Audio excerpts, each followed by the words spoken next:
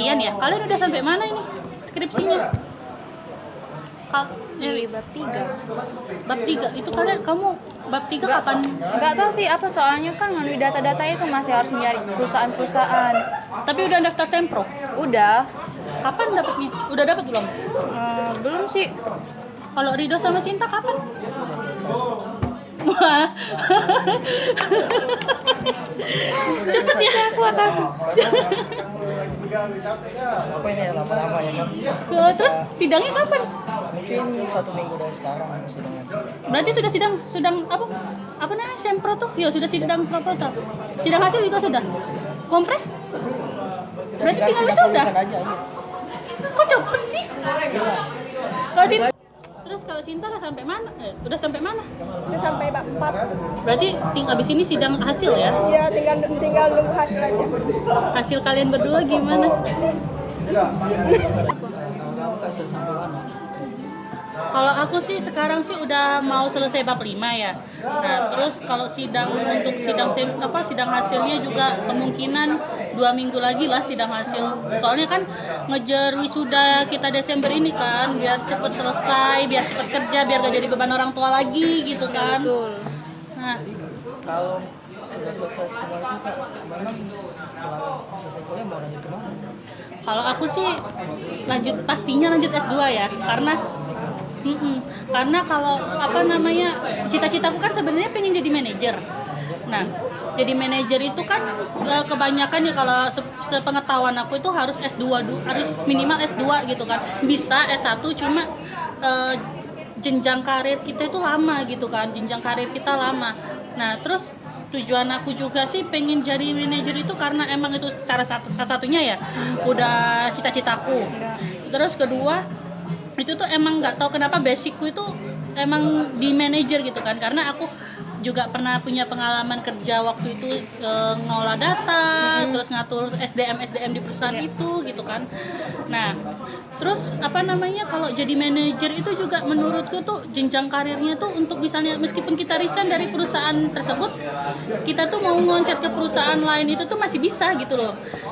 Kayak gampang aja gitu kita dapat kerjaan gitu kan.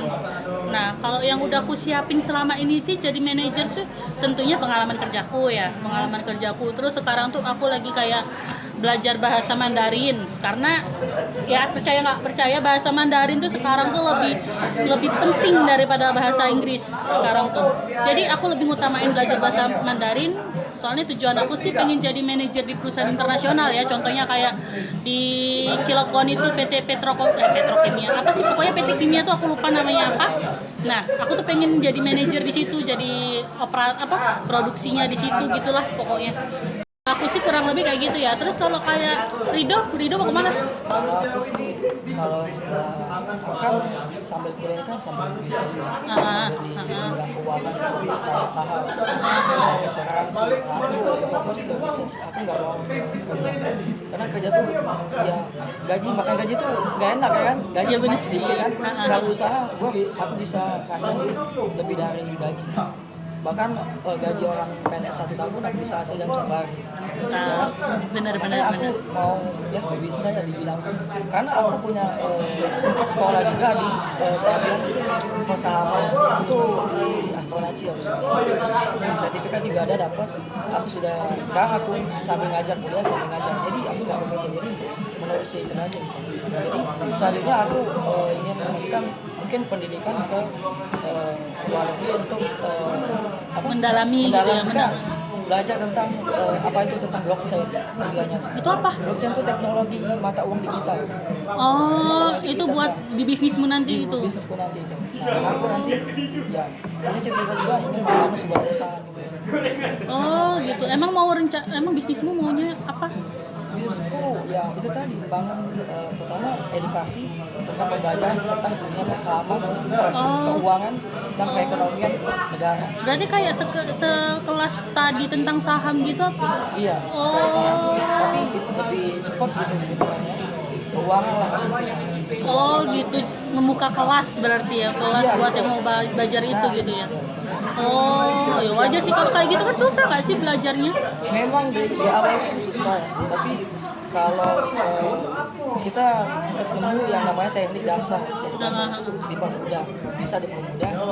Yang susah itu sebenarnya bukan belajar tekniknya, tapi melatih mental supaya siap dengan segala resiko. Kalau kan senang hal berbisnis yang high risk return, dapatnya banyak ya sebenarnya besar. Karena kalau kita high risk return itu cepat dapat duitnya tuh gede. Tapi kalau yang low return tuh itu lambat sukses. Nah, kan kamu kan ini kan ibaratnya kan lulus nih kayak terjunmu ke dunia keuangan ya. Kenapa nggak ngambil itu konsentrasi keuangan aja biar lebih paham? Kenapa saya harus mengambil konsentrasi keuangan? Itu kan sudah saya pahami di luar daripada kuliah. Saya belajar yang sudah tidak saya pahami saja, seperti SDM. Karena saya belum bisa. Jadi nambah ilmu baru. Kenapa saya harus menambah ilmu yang sudah saya tahu? Oh, berarti SDM juga bisa buat mungkin karyawanmu atau gimana gitu ya? Oh, Karena SDM kan kita di Indonesia kan sekarang kan minim yang namanya benar. SDM kan. SDM itu makanya Indonesia itu belum jadi negara maju karena kekurangan SDM. Karena pola pikir orang Indonesia itu masih kerja. Ya emang. Tidak berpikir untuk membuka usaha atau mempunyai perusahaan sendiri. Masih banyak yang kayak takut gitu loh buka usaha. Takut yang gagal, takut bangkrut apa gimana emang banyak. Tapi ya segala sesuatu pasti ada resiko dong. Kita juga usaha gak mungkin lurus terus, gak mungkin. Pasti ada naik turun, tapi di enakan usaha itu ketika pasar kita sedang ramai atau bisnis kita lagi bagus, itu omset kita Iya. enak lah biasa. Daripada kita kerja kan terkekang waktu. Aku tidak suka yang namanya bekerja, aku diatur atur.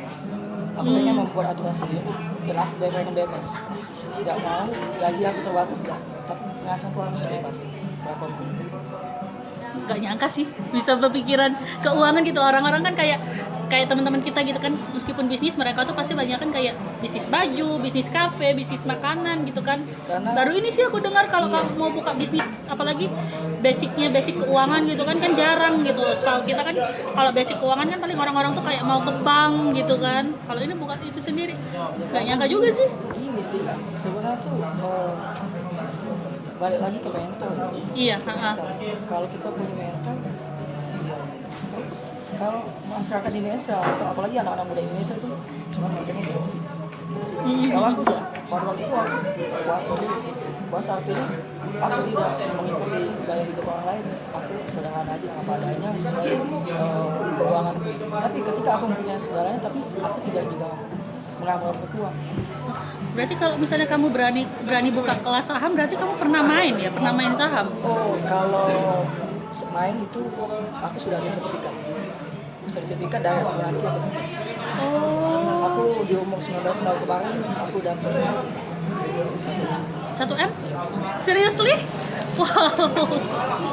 Makanya aku bisa dapat sertifikat. Oh. Anjir bisa dapat 1M 19 tahun cuy. Jadi sekarang kan ya kita tahu sekarang teknologi ya, zaman teknologi. Segala sesuatu bisa diakses dari HP handphone. Benar. Jadi kata bokap aku ngomong, katanya kau bodoh kalau tidak bisa dapat duit zaman sekarang. Kau bodoh. Karena apa segala sesuatu bisa diakses dari sini. Benar. Kenapa harus begawi? Begawi boleh, tapi cuma untuk nyari pengalaman atau wawasan. Jangan berterus-terusan begawi ya. Buka usaha bisnis harus berani melangkah dari zona nyaman. Coba nggak mau begawi aja. Sukses kamu tuh duitnya tuh sampai bisa beli Ferrari yang malah mungkin kaki. Ada yang coba orang yang usaha kayak Tom Liova bisa Ken benar. Emang sih kalau misalnya kita mau kerja di perusahaan orang sih mentok-mentok apa sih? Paling gaji 20. Mentok-mentok 20. Benar. Terus kalau duit sendiri? Aku sih mau jadi HRD sih. HRD? Rencananya. Terus kenapa kamu pengen jadi HRD? Ya karena ingin memberikan timbal balik kepada perusahaan. Terus banyak juga pengalaman yang bisa dicari dari HRD. Bisa bertemu banyak orang, bisa membantu orang lain, bisa melihat karakter yang ada di tempat tersebut. Sebelumnya kamu itu pernah punya pengalaman nggak sih di HRD? Untuk pengalaman sih belum sih. Tapi kalau untuk dari skill yang aku punya sih itu lumayan lah, dari udah teknologinya aku udah menguasai, terutama Excel, terus dari cara merekrutmen karyawan. Kalau aku boleh saran nih ya, tahu sepengalaman aku dan sepengetahuan aku di teman-temanku ini kan, teman-temanku kan bisa dibilang banyak yang jadi supervisor sekarang kan, banyak yang jadi HRD juga. Mereka itu langkah pertama mereka sebelum menjadi HRD itu mereka pasti melamar di manajemen trainer, apa sih, manajer trainer lah pokoknya kayak gitu. Nah itu nanti tuh kamu tuh di situ tuh bakal, itu tuh bukan pekerjaan tapi kayak kelas kalian gimana kalian bisa jadi HRD ya. Nanti tuh pas kamu misalnya oke, kamu lolos, nah nanti tuh kamu tuh bakal dihadapin beberapa orang di situ. Nanti kamu tuh kayak belajar mengenai gimana caranya jadi HRD yang baik, belajar bagaimana mengelola perusahaan yang baik. Tapi kamu fokusnya itu sama satu perusahaan di mana kamu lamar itu ada contoh, kalau misalnya PT Ricis ya, kapan hari itu dia buka lowongan pekerjaan sebagai manajer trainer kan. Nah, itu kamu daftar nih. Nah, kamu fokusnya juga gimana caranya kamu mengelola Ricis ini tadi, keuangan Ricis, karyawan Ricis gitu kan. Nah, jadi kalau misalnya saranku, kamu sebelum menginjak ke HRD, kamu beranikan diri dulu buat ngelowongan kerja di manajer trainer ini dulu tadi. Nah, kalau misalnya training ya Kak? Seperti training ya? Iya kayak training kita sebelum menjadi HRD. Nah, kalau misalnya kita kamu lolos gitu kan, bakal nanti ada tes lagi. Kalau kayak temanku dulu itu, dia tuh lolos jadi nomor satu dia tuh di ranking satu lah. Akhirnya dia jadi HRD di outlet Ricis di Plaju sana dia tuh. Nah, jadi kamu tuh baru dapat HRD kalau kamu udah dinyatakan udah boleh jadi HRD kalau kamu dinyatakan sudah bisa lolos dari manajer trainer ini tadi gitu. Jadi awal tadi itu harus training dulu ya?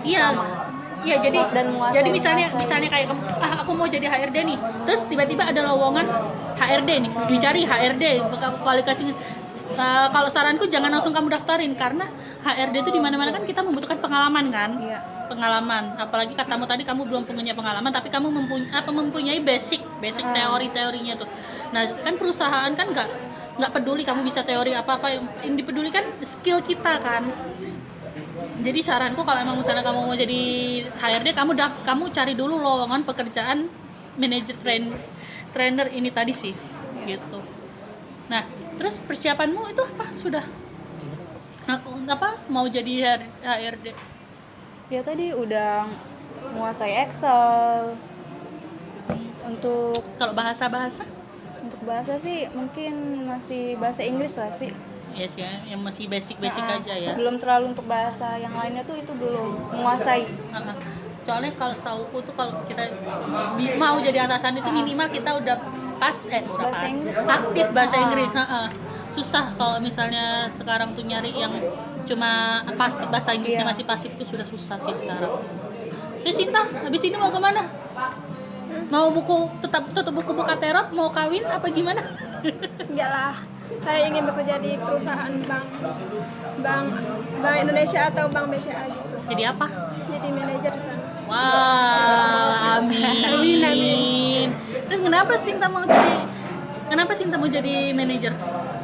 Nggak mau nyoba jadi tellernya dulu, customer service-nya dulu gitu.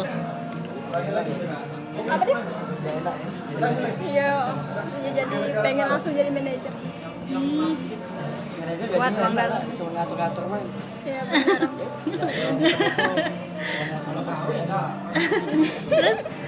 Terus yang udah disiapin apa? Mental.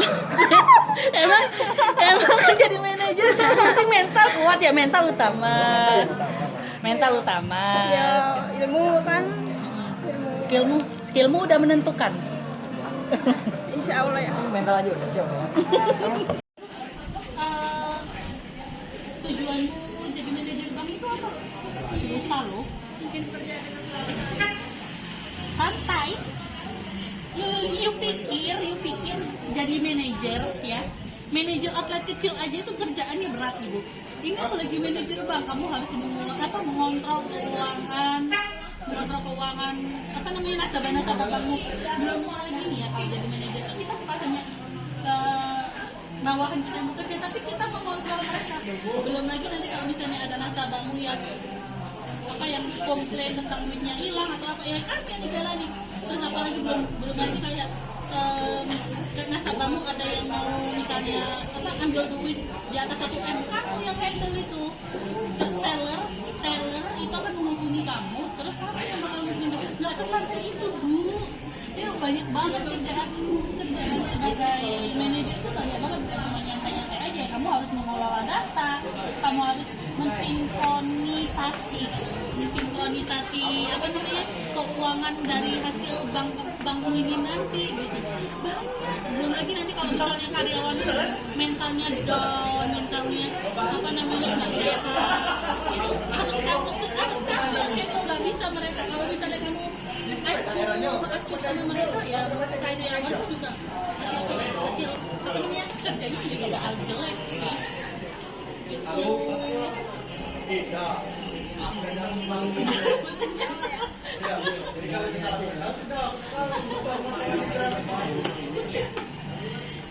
ampun.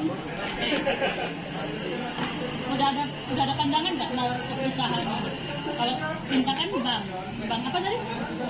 Indonesia. Bank Indonesia kan emang gila. Kalau duit perusahaan apa?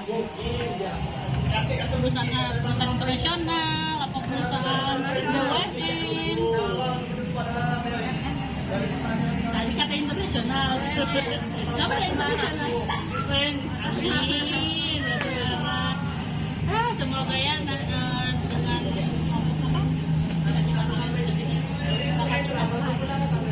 cinta, kuliahnya rajin, rezeki seperti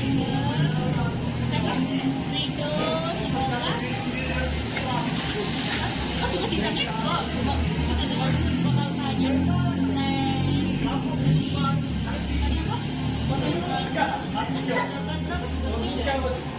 bakal tanya biar baca dulu